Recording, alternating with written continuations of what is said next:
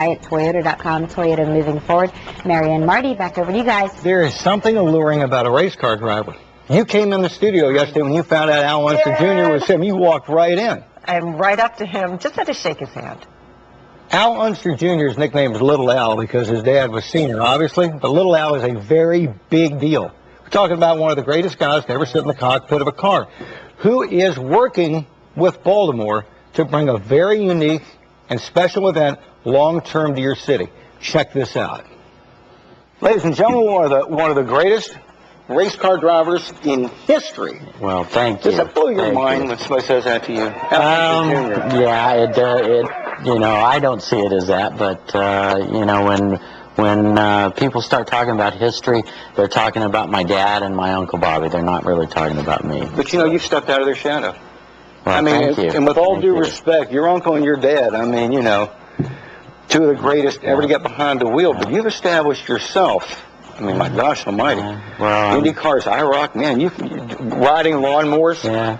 Well, I'm still awful proud of my family heritage. I'm, you know, with it really without Dad and Uncle Bobby, I'm very fortunate to be born where I was born. You were very fortunate. You took advantage of it. Yep. We were able to. Now, to have a man in the industry of your caliber here talking about Baltimore racing, to me is a very big deal. It says we've actually got a shot at this. We do. We got a real shot at it. And my relationship started with BRD, Baltimore Race Development, last summer. Steve Wayner went to the Detroit Grand Prix. I was there. My day job is that I'm a driver, coach / official for the Indy Racing League.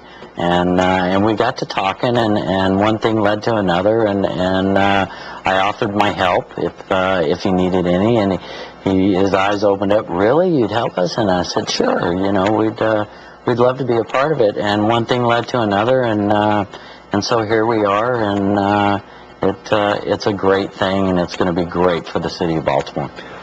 For those who may not be too much into racing, let me just put this in perspective. This would be like a town trying to get a baseball franchise and Cal Ripken saying, I'd be glad to help. But it's the truth. Thank you. Not trying to embarrass you, but just to set the table here. What is it that Baltimore has going for it? Baltimore has the harbor going for it. In other words, visuals for television. Visuals for television.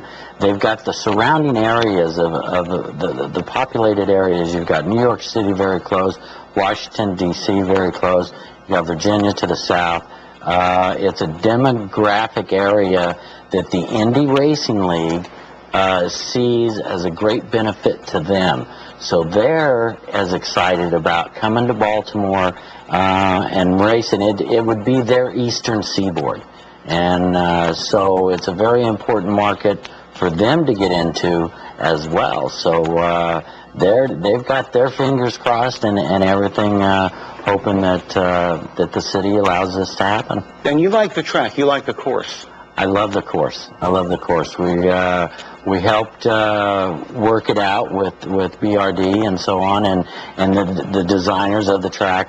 I'm a consultant. I've come in and said, you know, offered my advice and so on. I'm not the designer by any means, and so we took what was laid out on the table and just tried to enhance it as much as we could. Okay, so what we're basically talking about is a loop, which would go from Pratt and Light, then take a hard right-hand turn, nothing like that at full speed. Not full speed. You'll go down Pratt. We figured that the cars would go down that. It is the longest straightaway, about 170, 175 mile an hour. So we're talking from Green Street to Light Street. Yeah. Basically, at 160, you're going to accelerate that much in that short a period. Yeah. Wow. Yeah. These cars get it. Hard right down Light Street. Yep. South to Conway. Mm-hmm. Take another right back up toward Camden Yards. Mm-hmm. Through the sports complex. Through the sports That's complex. where the great viewing would be there? That's where the great viewing would be there. That really, and it's a beautiful area. You know, the city has spent an awful lot of money that I've seen to enhance that whole downtown area, the harbor and all that.